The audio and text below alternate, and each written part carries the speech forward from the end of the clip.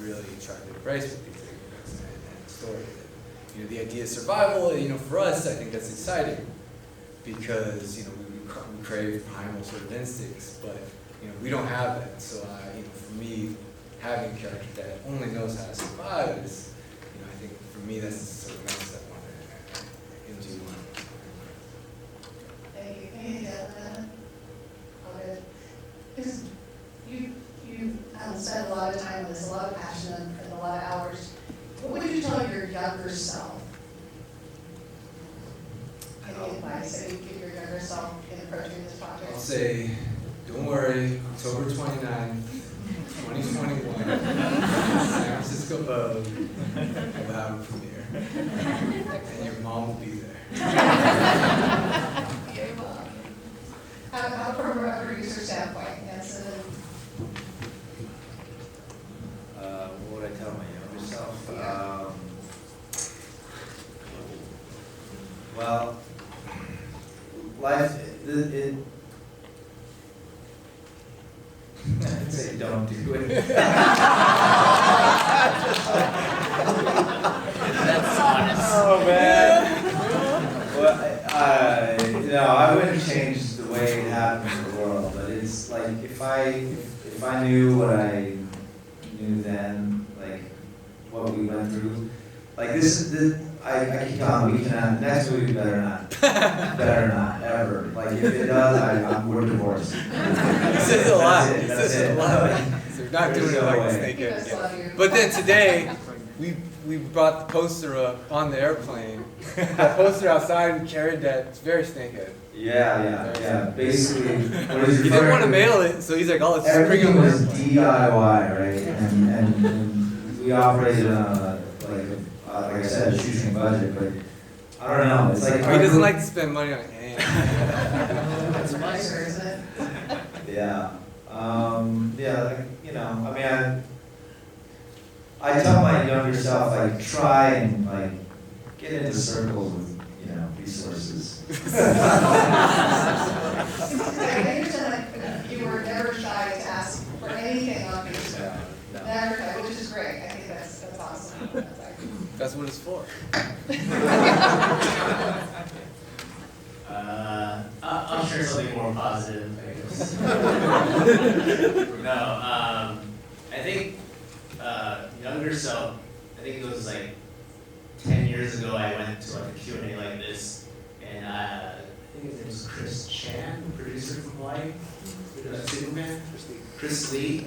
He was talking, and one thing stuck to me really that he said, and I actually passed it on to the kids at Cameron House that I used to work at. So he said, you know, we're Asians, and you know it's really hard right now to be in the business, but the thing you just gotta keep thinking about is you just have to dare to fail, like, dare to fail, and if you can't even try, if you're scared to fail, you're not even gonna get there. So if that was advice I could tell my younger self, it's like whatever you're afraid of, whatever maybe project you're trying to do, like you're trying to go for it all and just dare to fail. And you know, if you fail, you're probably gonna learn a lot from it. You're gonna grow a lot. But if you actually succeeded, you can see right there, you know, what you just saw. I mean, it can be such a rewarding experience. Like we created a huge community.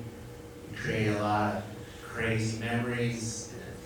Created something crazy on the screen too, you know. So yeah, dare to fail. Excellent.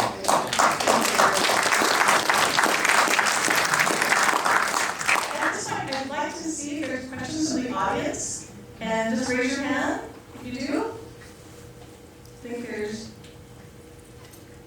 Okay. Yes. In the center. Oh, me? Oh. Hi, I'm Miss Sammy.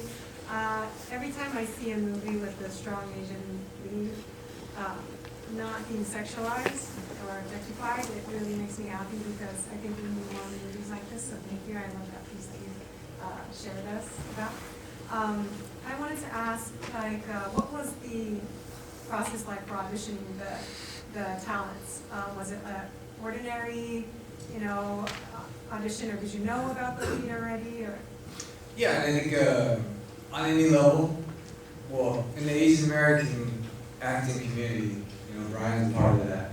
There's not too many of us, maybe 500 of them, and Ryan pretty much knows all of them. Or, yeah, he does. And so we kind of knew we got to pick, it's like a draft pick. We knew the whole league, got to figure out who was going to be the right characters. It's Sister C was actually really hard because we really didn't know what it was, because I something I've writing for so long, for 8 years, and obviously I have no idea what this character really is, and so we kind of had to see it.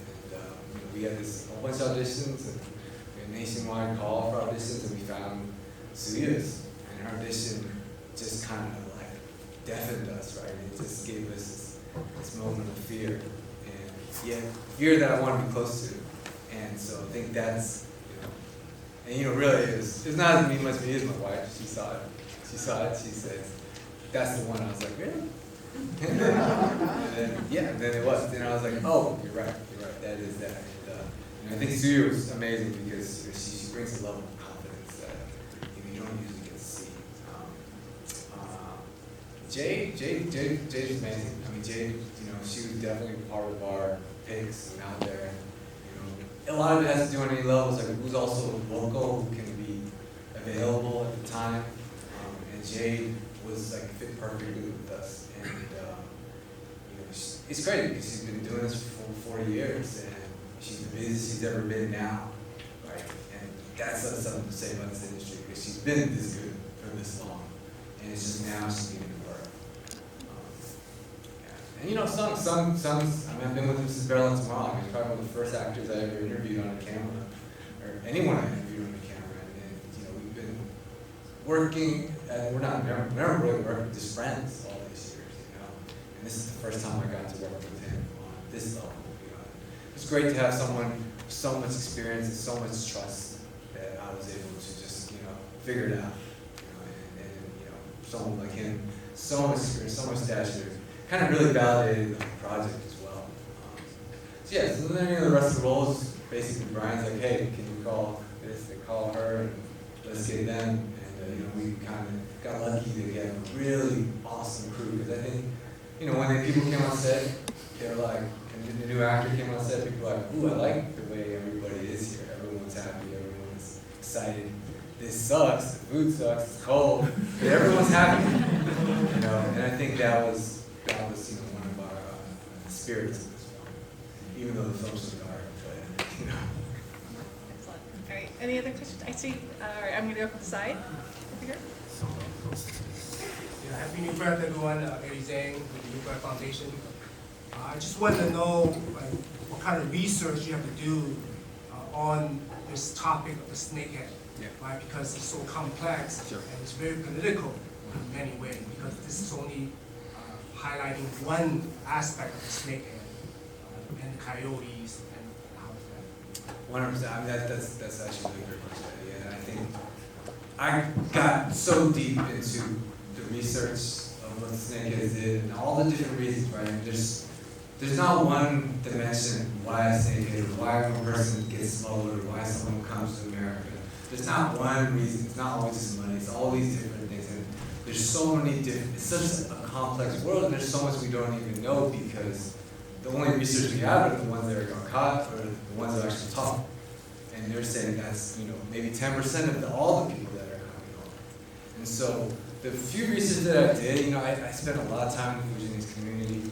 I talked to film professors that wrote different books, and I really got so deep in it, and it got to the point where I was like, well, I told my wife about it, and it's like, it's so complex, it's so deep, but, for me to even broach this idea of the subject matter, I had to make it a little more easier to digest. Like, what worked for the characters in my film versus what worked for, overall setting of what illegal migration is, Snakehead, the push and the pull, the different communities, the different ports. I gloss over the fact that, she's going from Taiwan to Guatemala, getting smuggled through Guatemala, through another country, through Mexico. Then, all I'm doing is like, okay, now from Taiwan, and we're getting a tunnel.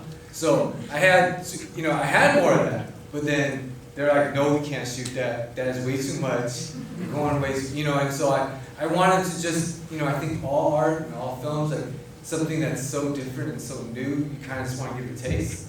and people can read more about it, they can explore more about it. The movies are not always a great place to like define something. For me, it was more like, okay, we're exploring, these are these character traits, this is the world they live in, but this is what I have to take care of for the characters of the film. I think that's what you always have to do when you're telling a story, especially in a movie. You have to really make sure you're staying honest to those characters versus, and it's creative freedom, so you bend the rules a little bit, all of a sudden she could fight a lot stronger than she probably could. She's jumping over things, swimming through crazy oceans, and you kind of give a little bit because they're heroes. It's just creative freedom. For me, the research was really important, and I really would love to get deeper into that. But at the same time, I'm like, well, let's just figure out how to make this first, and then maybe more and explore more. Excellent.